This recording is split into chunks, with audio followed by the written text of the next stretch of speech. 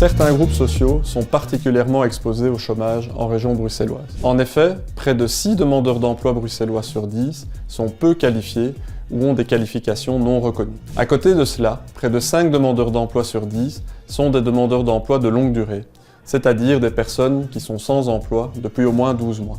Enfin, un peu moins de 2 demandeurs d'emploi sur 10 ont plus de 55 ans. Ces caractéristiques individuelles peuvent représenter toute une série de freins pour une intégration réussie sur le marché de l'emploi. Elles ne sont malheureusement pas exclusives. Elles se superposent même chez certains demandeurs d'emploi, ce qui rend l'accès vers l'emploi d'autant plus compliqué. C'est plus problématique en région bruxelloise car son marché de l'emploi, principalement tourné vers l'économie de services, est exigeant, notamment en termes de bilinguisme, de diplôme et d'expérience nécessaires pour décrocher un emploi.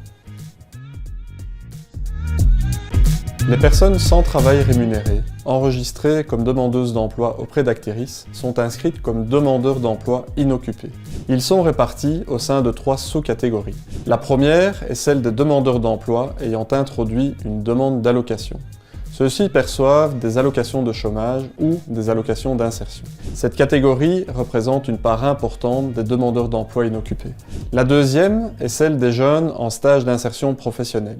Il s'agit des jeunes qui viennent de terminer leurs études et qui n'ont pas encore travaillé ou pas suffisamment pour ouvrir le droit aux allocations de chômage. La troisième catégorie est celle des autres demandeurs d'emploi inoccupés, où l'on retrouve principalement les personnes en attente d'une décision de l'ONEM concernant leur admissibilité aux allocations de chômage, les personnes bénéficiant d'un revenu d'intégration sociale auprès du CPS, ou encore celles qui ne disposent d'aucun revenu de remplacement.